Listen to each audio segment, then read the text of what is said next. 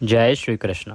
आप सभी को ज्येष्ठ मास के कृष्ण पक्ष की अपरा एकादशी की ढेरों शुभकामनाएं। प्रिय भक्तों, आज के इस वीडियो में हम बात करेंगे कि अपरा एकादशी किस दिन है, अपरा एकादशी का व्रत किस दिन किया जाएगा, सूर्य के मुख से एकादशी किस दिन है, उदया तिथिमान के अनुसार एकादशी कब मनाई जाएगी, व्रत किस दिन है, श्रेष्ठ व्रत किस दिन रहेगा, पारण कब करना है।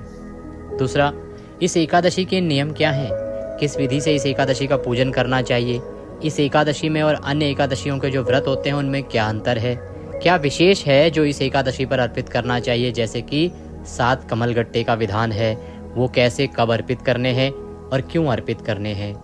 ध्यान देने वाली एक बात यह है कि ये जो एकादशी है ना, ये अपार धन संपत्ति देने वाली है, अपार धन संपत्ति और अपार वैभव देने वाली है, अपार सुख देने वाली है अपरा एकादशी। इसीलिए इस एकादशी पर जो मांगना है मांग लीजिए भगवान लक्ष्मी नारायण से। इस एकादशी पर माँ लक्ष्मी की पूजा भी होगी, इसका ध्यान रखिएगा।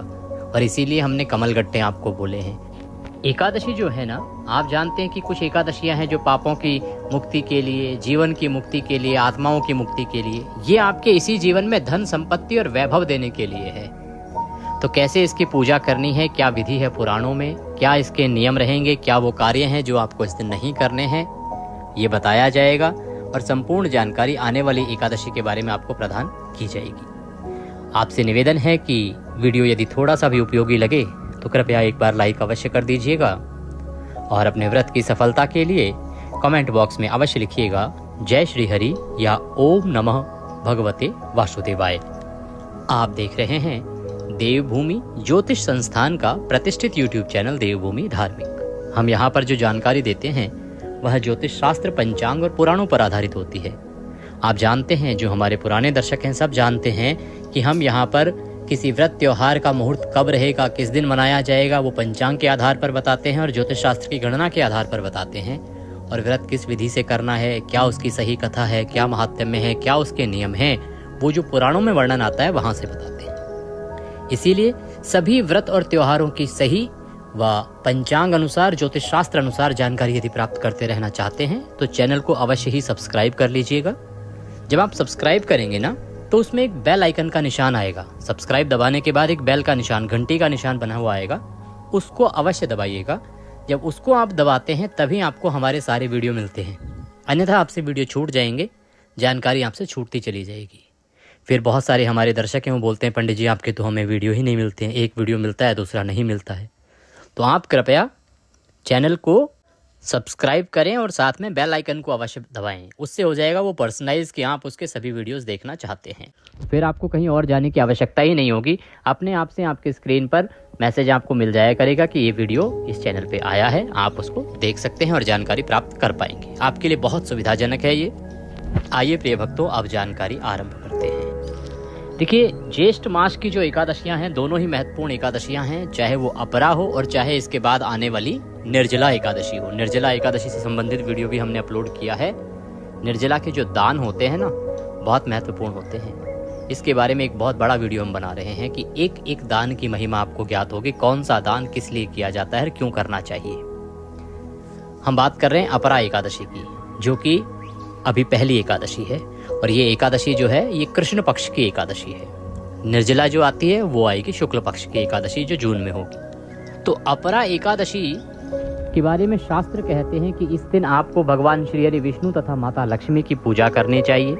जो कोई भगवान श्री हरि विष्णु और माता लक्ष्मी की पूजा इस दिन करता है और नियम के अनुसार व्रत करता है, नियमों का पालन करते हुए व्रत का पालन करता है, उसे माता लक्ष्मी की कृपा प्राप्त होती है और उसके घर में सदा धन धान्य के भंडार भरे रहते हैं। माँ लक्ष्मी सदा उसके घर में वास करती है। इसीलिए इस व्रत को मुख्य रूप से आर्थिक रूप से संपन्नता के लिए, समाज में अच्छा पद प्राप्त करने के लिए, वैभव के लिए किया जाता है। इस एकादशी का जो नियम है वो त्रिदिवसीय ही है। 3 दिन का नियम होता है, जो व्रत के एक दिन पहले से आरंभ होता है। वस्तुतः ये दशमी तिथि से आरंभ हो जाता है और एकादशी को व्रत किया जाता है और द्वादशी को पारण किया जाता है। तो जो त्रिदिवसीय विधान है उसमें बहुत सारी ऐसी वस्तुएं होती हैं जो कि हमें एक दिन पहले परित्याग कर देनी होती हैं, त्याग देनी होती हैं, छोड़ देनी होती हैं। जानते हैं कि इस एकादशी पर कौन सी वो वस्तुएं हैं जो आपको छोड़ देनी है। कुछ वस्तुएं तो ऐसी होती हैं जो सभी एकादशियों पर नहीं खाते और नहीं प्रयोग में करते, और कुछ वस्तुएं ऐसी होती हैं जो केवल इस अपरा एकादशी पर ही आपको प्रयोग नहीं करनी है। तो इस एकादशी में एक दिन पहले ही जो वस्तुएं आपको त्याग देनी हैं, उनमें सबसे पहले है कांसे के पात्र का प्रयोग। हमारे बहुत से दर्शक हैं जो कमेंट में लिख के भी पूछ रहे हैं कि क्या हम कांसे के पात्र में भगवान को भी भोग ना लगाएं क्या? जी बिल्कुल, आप कांसे के पात्र से भगवान को भी भोग नहीं लगा सकते, आपको नहीं लगाना चाहिए। कांसे के पात्र का प्रयोग दशमी तिथि को ही वर्जित बताया गया है, एकादशी को वर्जित है और द्वादशी पारण तक आपको उसका प्रयोग नहीं करना चाहिए। कांसे को पूर्णतः एकादशी में वर्जित बताया गया है। दूसरा, मसूर की दाल का प्रयोग। आपको मसूर की दाल नहीं खानी चाहिए। ये जो नियम है केवल उनके लिए नहीं है जो एकादशी का व्रत कर रहे हैं, अगर मानो तो सबके लिए है। इसीलिए मसूर की दाल जो है, मसूर की दाल की मनाही है, चने के साग की मनाही है, हरी पत्तेदार सब्जियों की मनाही है। शहद का प्रयोग भी इस दिन नहीं करना चाहिए। दशमी तिथि को और एकादशी वाले दिन और द्वादशी वाले दिन भी प्रयोग नहीं करना है अपरा पे। कुछ एकादशी ऐसी होती हैं जिन पर आप द्वादशी पारण वाले दिन कर सकते हैं, जैसे कि पीछे एकादशी आई थी, उसमें द्वादशी को विशेष रूप से शहद मिश्रित चावल के दान की महिमा बहुत अधिक थी। पर इस एकादशी पर आपको शहद का प्रयोग नहीं करना है। लहसुन, प्याज आदि तामसिक जो पदार्थ हैं उनका प्रयोग आपको पूर्णतः वर्जित है, नहीं करना चाहिए। मांस मदिरा आदि के बारे में तो सोचना भी नहीं चाहिए, दशमी तिथि से ही आपको त्याग कर देना चाहिए। शुद्धता का ध्यान रखना चाहिए। नियमों में आपको ब्रह्मचर्य का पालन अनिवार्य बताया गया है, ये भी आप दशमी तिथि को आरंभ कर दीजिएगा, क्योंकि एकादशी को बाल नहीं धोते हैं तो आप दशमी को ही बाल धोएंगे और उसके बाद ब्रह्मचर्य का पालन करते हुए एकादशी का व्रत करेंगे और द्वादशी को पारण तक आपको अवश्य रूप से ब्रह्मचर्य का पालन करना चाहिए। इसके विषय में हम 2 मिनट आपके लेंगे, क्योंकि बहुत सारे हमारे भाई बंधु माताएं बहनें कमेंट करके पूछती हैं इस विषय पर। तो हम आपको साफ साफ कहें कि ये एक अनिवार्य नियम है। अनजाने में, अर्थात आपको नहीं पता हो कि ये सब व्रत में कर सकते हैं कि नहीं कर सकते हैं और उस अवस्था में हो जाए अलग बात है, लेकिन यदि आपको ज्ञात है, जैसा कि हम बता रहे हैं, कि आपको नहीं करना चाहिए, तो इसकी क्षमा याचना भी नहीं हो सकती। उस अवस्था में क्षमा याचना हो सकती है जब आपको ज्ञात नहीं है और आपसे हो गया है, तो उसके बाद आप क्षमा याचना अवश्य करें, अवश्य करें, अवश्य करें, अन्यथा आप पाप के भागीदार होंगे, इसका ध्यान रखिएगा। ब्रह्मचर्य एक अनिवार्य और बहुत ही आवश्यक नियम है, इसकी अवहेलना आपको नहीं करनी चाहिए, तो इसका पालन आपने अवश्य रूप से करना है। इन नियमों को ध्यान में रखते हुए आप दशमी तिथि के दिन को व्यतीत करेंगे। सायंकाल को आप भोजन नहीं करेंगे। दशमी तिथि को एक ही वक्त का भोजन जो है वो शास्त्रों में कहा गया है कि एक ही वक्त आपको भोजन करना चाहिए। रात्रि को अन्न ग्रहण नहीं करना चाहिए। भोजन में हमारा जो तात्पर्य है वो अन्न से है कि आपको रात्रि को अन्न ग्रहण नहीं करना चाहिए। अन्न जो है वो केवल आप दिन में दोपहर को ही खा सकते हैं, उसके बाद अन्न ग्रहण नहीं करेंगे। परंतु इस पे एक बात बताएं आपको कि देखो, आपकी किसी की दवाई चल रही है, किसी प्रकार की परेशानी है, तो आप प्लीज खा लीजिएगा कृपा करके, क्योंकि पहले के समय में संभव हो पाता था। आज अगर हम कहें तो सभी की किसी न किसी प्रकार की दवाइयां चल रही होती हैं, तो उसको 2-2, 3-3 दिन तक छोड़ना बड़ा मुश्किल हो जाता है। इसीलिए आप आहार लीजिए, लेकिन शुद्ध आहार लीजिए, शुद्धि का ध्यान रखिए। शुद्धि के साथ आप आहार ग्रहण कीजिए, उसमें कोई दोष नहीं होगा। रात्रि को दंत धावन कीजिए, अच्छे से मुंह को साफ कीजिए, जिससे कि आपके मुंह में किसी भी प्रकार का अन्न का अंश ना रहे। एकादशी वाले दिन आपको सुबह सूर्योदय से पहले उठना है। प्रयास कीजिए, अगर आप ब्रह्म मुहूर्त में उठ सकते हैं तो उत्तम है, अगर ना उठ पाएँ तो सूर्योदय से पहले तो आपको अवश्य ही उठ जाना चाहिए। उठने के बाद स्नान आदि करेंगे। एक बात यहाँ पर यह कि आप टूथपेस्ट या मंजन का प्रयोग नहीं करेंगे, ध्यान रखिएगा। कारण क्या है कि जो टूथपेस्ट या मंजन आप प्रयोग करते हैं ना, उनमें या तो केमिकल आता है या तो नमक आता है, और दोनों ही आपके व्रत को खंडित करते हैं। तो आपको व्रत को बचाना है तो आपको टूथपेस्ट और मंजन का प्रयोग नहीं करना है। उस अवस्था में अगर आप करना चाहते हैं तो आप व्रत वाला मंजन मंगवा लीजिए, अगर नहीं है तो, और व्रत वाला मंजन आपके पास है तो व्रत वाला मंजन कीजिए, क्योंकि उसमें ना तो नमक आता है ना ही केमिकल आता है, वो पूर्णतः हर्बल होता है। यहाँ पर एक और बात कि कुछ लोग कहेंगे जी दातून कर सकते हैं, नहीं, आप दातून भी नहीं कर सकते। कारण ये कि एकादशी पर किसी भी वृक्ष से पत्ते तोड़ना, उनकी टहनियों को तोड़ना उचित नहीं माना जाता, इसे पाप जनित माना गया है। इसलिए आप दातुन भी नहीं कर सकते, क्योंकि दातुन करेंगे तो आपको टहनी तोड़नी पड़ेगी किसी न किसी वृक्ष से।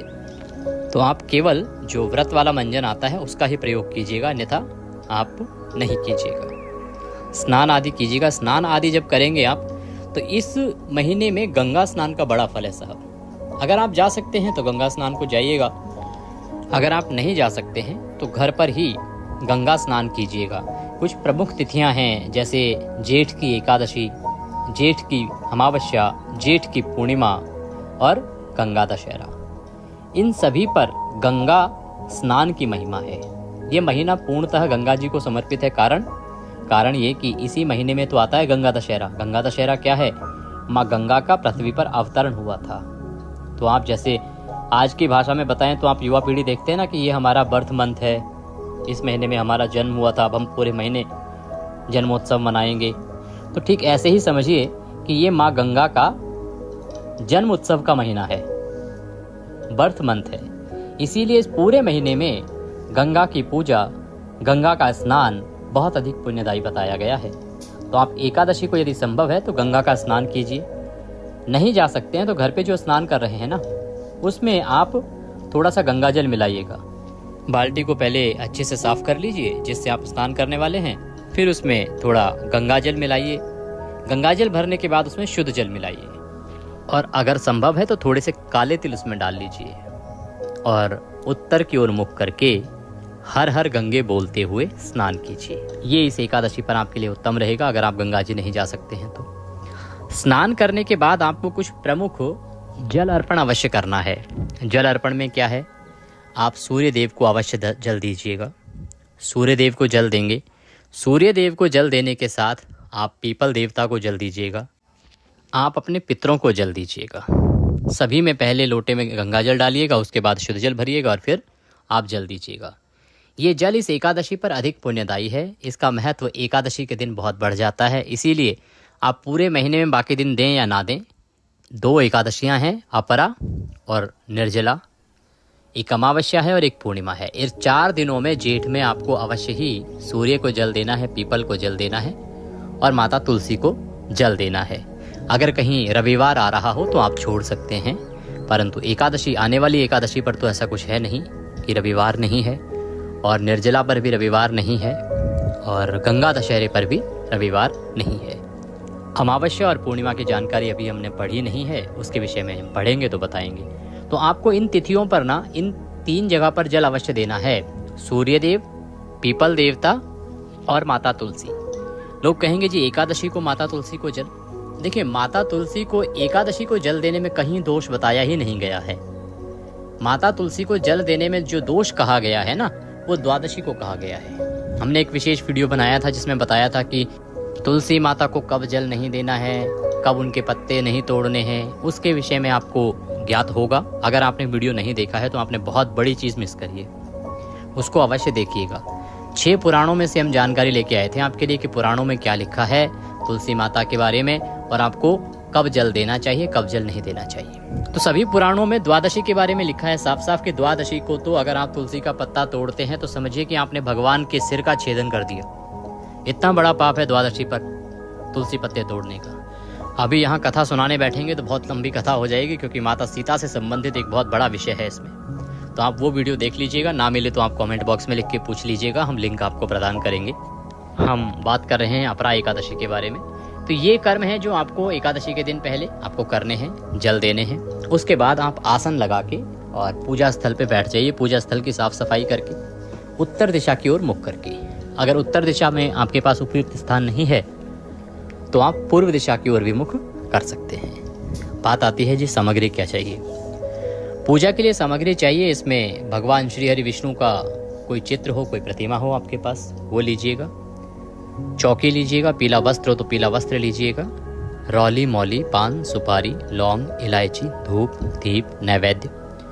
भगवान को अर्पित करने के लिए फूल, फूलों की माला, जनेऊ ले लीजिएगा, इत्र ले लीजिएगा, एक तांबे का लोटा लेना है। पंचामृत बनाने के लिए कच्चा दूध, दही, घी, शहद और शक्कर, ये 5 चीज़ें लेनी हैं। शहद क्योंकि एकादशी पर वर्जित होता है, पंचामृत में प्रयोग नहीं होगा, उसके स्थान पर गंगा जल मिलाइएगा। ये सारी सामग्री आप एकत्र कीजिए आसन लगा के बैठ जाइए। तांबे का जो लोटा है उसमें पहले गंगा जल भरिए, फिर उसमें शुद्ध जल भर लीजिए। सबसे पहले स्थान का शुद्धिकरण होगा, पवित्रीकरण होगा और उसके बाद पूजन आरंभ होगा। जो सामग्री आई है उसका भी शुद्धिकरण होगा। इसके लिए जो लोटे में जल भरा है उसमें एक फूल डुबोइए और उस फूल से सभी स्थान पर छींटे दीजिए। जहाँ आपने पूजन करना है जो सामग्री है उस पर छींटे दीजिए। ओम पवित्र हो अपवित्रांग सर्वांग वस्तांग तो पीवाम यह स्मृत पुंडरीकाक्षम सवायंतर शुचि ओम। इस प्रकार से आपने उस स्थान का पवित्रीकरण किया है, शुद्धिकरण किया है। शुद्धिकरण करने के बाद हम भगवान की स्थापना करेंगे। सामने पहले चौकी बिछाइए, चौकी पर पीला वस्त्र है तो वो बिछाइए। उसके बाद भगवान की स्थापना उस पर करने के लिए अपने हाथों में पुष्प लीजिए।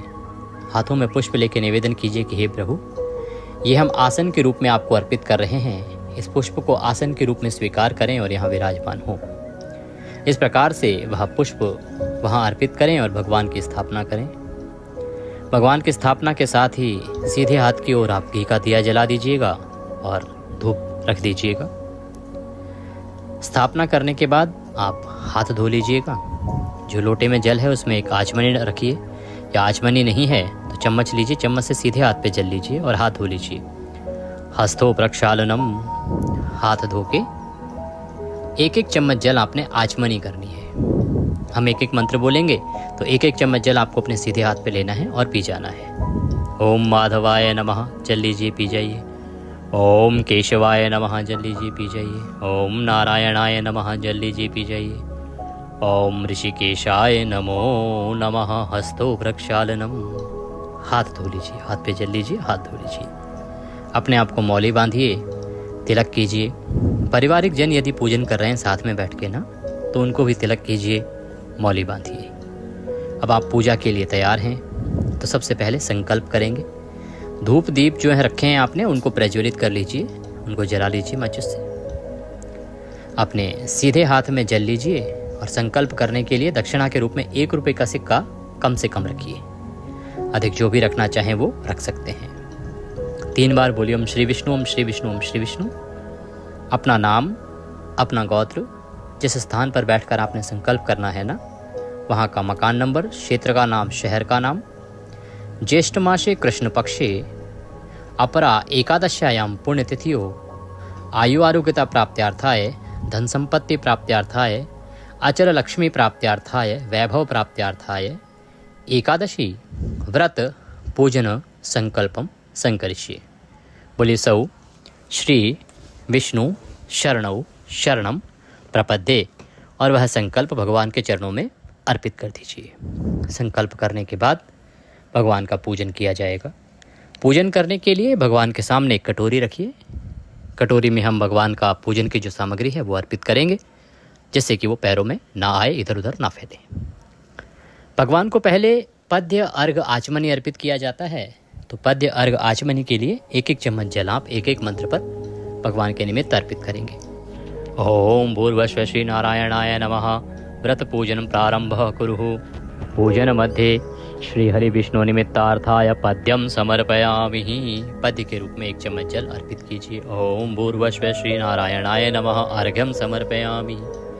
यहाँ पर जो प्रतिमा पर पूजन कर रहे हैं ना, वो सभी लोग शंख लीजिएगा और शंख से भगवान को अर्घ अर्पित कीजिएगा। शंख में जल भर के उससे अर्घ दीजिएगा।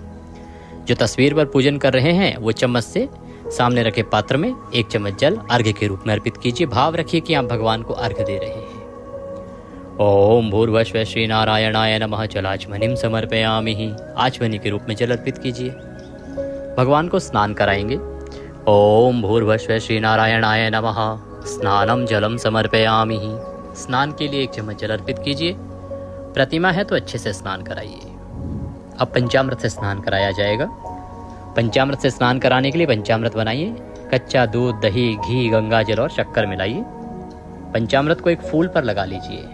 जो लोग तस्वीर पर पूजन कर रहे हैं, जो प्रतिमा पर पूजन कर रहे हैं, वो लोग पंचामृत भगवान को अर्पित करते हुए नहला सकते हैं। तो पुष्प पर लगा लीजिए तस्वीर वाले जो हैं, और वह पुष्प भगवान को अर्पित कीजिएगा। ओम भूर्भुवः श्री माधवाय नमः, पंचामृत स्नान निमित्तार्थाय पंचामृतम समर्पयामि।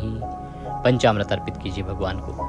पंचामृत अर्पित करने के बाद शुद्ध जल से स्नान कराया जाएगा। तो शुद्ध जल अर्पित करेंगे, 1 चम्मच जल लीजिएगा, अर्पित कीजिएगा। ओम भूर्भुवः श्री नारायणाय नमः। शुद्धोदक स्नान निमित्तार्थाय शुद्ध जलम समर्पयामि। शुद्ध जल अर्पित कीजिए। शुद्ध जल से स्नान कराने के बाद भगवान को वस्त्र अर्पित करेंगे। वस्त्र के रूप में एक मौली का टुकड़ा लीजिए और वह भगवान को अर्पित कीजिएगा। ओम भूर्भुवः श्री नारायणाय नमः। वस्त्रम समर्पयामि। वस्त्रम उपवस्त्रम यज्ञोपवीतम। यज्ञोपवीत जनेऊ आपके पास होगी, जनेऊ लीजिएगा। जनेऊ पर ना रौली लगा लीजिएगा थोड़ी सी, और रौली लगा के वह भगवान को अर्पित कीजिएगा। ओम भूर्भुवः श्री नारायणाय नमः। यज्ञोपवीतम समर्पयामि। यज्ञोपवीत अर्पित करने के बाद भगवान को इत्र अर्पित करेंगे। तो फूल पर इत्र लगा लीजिए और या फिर रुई पर लगा लीजिए और वह अर्पित कीजिएगा। ओम भूर्भुवः श्री नारायणाय नमः। इत्रम समर्पयामि। इत्र के बाद भगवान को चंदन लगाएंगे। प्रेम से चंदन लगाइए। ओम भूर्भुवः श्री नारायणाय नमः। चंदनम समर्पयामि। चंदनम महत् पुण्यम पवित्रम पापनाशनम। अब भगवान को पुष्प अर्पित किए जाएंगे। फूलों की माला है तो माला पहनाइएगा। ओम भूर्भुवः श्री नारायणाय नमः। पुष्पम समर्पयामि। माल्यार्पणम कुरु। माला पहनाइए भगवान को, माला है तो, और पुष्प अर्पित कीजिए। पुष्प अर्पित करने के बाद धूप दिखाएंगे और दीप दिखाएंगे भगवान को। ओम भूर्भुवः श्री नारायणाय नमः। धूपम अर्पयामि। ओम भूर्भुवः श्री नारायणाय नमः। दीपम दर्शयामि। धूप दीप दिखाइए और भगवान को नैवेद्य अर्पित कीजिए। नैवेद्य के रूप में आपके पास मिठाई है तो मिठाई लीजिएगा, फल है तो फल लीजिएगा, अन्यथा मिश्री लीजिएगा और वह अर्पित कीजिएगा। ओम भूर्भुवः श्री नारायणाय नमः। नैवेद्यम समर्पयामि। नैवेद्य के बाद जलाचमनी कराएंगे। 1 चम्मच जल पुनः अर्पित कीजिएगा। ओम भूर्भुवः श्री नारायणाय नमः। जलाचमनिम समर्पयामि। जलाचमनी के बाद अब भगवान को 7 कमलगट्टे अर्पित करेंगे। आप माता लक्ष्मी साथ में विराजमान है। 7 कमलगट्टे अर्पित करेंगे। हाथ में 7 कमलगट्टे लीजिए। माता लक्ष्मी से निवेदन कीजिए कि हे मातेश्वरी, ये हम आपको अर्पित कर रहे हैं। आप हमारे पूजा को स्वीकार करें और सदा हमारे घर में वास करें। सदा आपकी कृपा हमारे परिवार पर बनी रहे और धन आदि के भंडार हमारे घर में सदा भरे रहे। आपका आशीर्वाद हमें सदा मिलता रहे। ये कमलगट्टे हम आपको भेंट के रूप में इस अपरा एकादशी पर अर्पित करते हैं, इन्हें आप स्वीकार करें। इस प्रकार से माता को निवेदन करते हुए वो कमलगट्टे आप अर्पित कर दीजिएगा। अब भगवान को आप तांबूल अर्पित करेंगे। तांबूल क्या है? पान का पत्ता लीजिएगा, उसमें 2 लौंग, 2 इलायची, 1 सुपारी रखिएगा और वह अर्पित कीजिएगा। ओम भूर्भुवः श्री नारायणाय नमः। तांबूलम समर्पयामि। तांबूलम पूंगी फलम शुभ दक्षिणायाम। भगवान को दक्षिणा अर्पित करेंगे। हाथ जोड़ के दक्षिणा अर्पित कीजिए। ओम भूर्भुवः श्री नारायणाय नमः। शुभ दक्षिणायाम समर्पयामि। दक्षिणा अर्पित करके हाथ जोड़ के नमस्कार कीजिए। इसके बाद आप कथा सुनिएगा। कथा के साथ विष्णु सहस्त्र नाम अवश्य सुनिएगा। दोनों ही वीडियो आपको हमारे इसी चैनल पर मिल जाएंगे। चैनल को सब्सक्राइब अवश्य कर लीजिएगा, क्योंकि बहुत सारे चैनल किसी भी कथा को किसी भी नाम से चला देते हैं। उनका पंडित्य करने से कोई लेना देना नहीं होता। इसीलिए आपको ये चैनल सब्सक्राइब करना चाहिए, जिससे कि आप सही व्रत पर सही कथाएं आदि सुन सकें। तो कथा सुनेंगे और विष्णु सहस्त्र नाम का पाठ सुनेंगे, फिर भगवान की आरती करेंगे। नियमों के अनुसार दिन को व्यतीत करेंगे। कुछ नियम हमने बता दिए हैं। इसके अतिरिक्त आपको आज शालीनता के साथ, बिना किसी से लड़ाई झगड़ा किए, किसी से झूठ बोले या किसी के साथ छल कपट आदि किए ये दिन व्यतीत करना है। भगवान के चरणों में मन को लगाते हुए सायंकाल को संभव है तो कीर्तन कीजिएगा, रात्रिकाल को संभव है तो जागरण कीजिएगा। आहार में फल आहार ही आपको लेना है। अन्न आदि वर्जित है। नमक और मिर्च का सेवन भी पूर्ण रूप से वर्जित बताया गया है। अगले दिन व्रत का पारण करेंगे। पारण के नियम जो है कठिन होते हैं, कठोर होते हैं। उसके विषय में हम आपको एक बड़ा वीडियो बना के प्रत्येक एकादशी पर बताते हैं, तो उसको आप अवश्य देखिएगा, जिससे कि आप पारण के नियम जान सकें। अब बात ये आती है कि ये जो व्रत है आपने करना कब है। जो एकादशी तिथि है वो आरंभ हो रही है 22 तारीख को रात को 1:13 पर, और एकादशी तिथि समाप्त होगी 23 की रात को 11:30 पर। ऐसे में उदया तिथिमान के अनुसार 23 तारीख को एकादशी है और 23 तारीख को ही व्रत किया जाएगा। दिन शुक्रवार का रहेगा। शुक्रवार को पहले 3 चौघड़िया उत्तम होते हैं, इसलिए सूर्य उदय से और 10 बजे तक का समय पूजा पाठ के लिए उत्तम है। उसके बाद 3 घंटे का ब्रेक है। उसके बाद फिर पुनः शुभ चौघड़िया आएगा, उसमें कर सकते हैं पूजा पाठ आदि। ये थी जानकारी एकादशी के बारे में कि एकादशी कब है और कैसे व्रत आदि करना चाहिए। कुछ जानकारी अगर छूट गई हो तो आप कमेंट बॉक्स में लिख के पूछ लीजिएगा, हम अवश्य ही आपको प्रदान करेंगे। सही जानकारियाँ प्राप्त करने के लिए चैनल को अवश्य ही सब्सक्राइब कीजिएगा। कमेंट बॉक्स में अवश्य लिखिएगा जय श्री हरि और वीडियो को लाइक करना ना भूलिएगा। सही जानकारियों का वीडियो जितना आप आगे भेजेंगे, भगवान की महिमा को जितना आप विस्तार देंगे, जितना प्रचार प्रसार करेंगे, उतना आपका कल्याण होगा। तो वीडियो को अवश्य ही आगे फॉरवर्ड करें, लोगों के साथ शेयर करें। भगवान सब पर कृपा करें। हरे कृष्ण।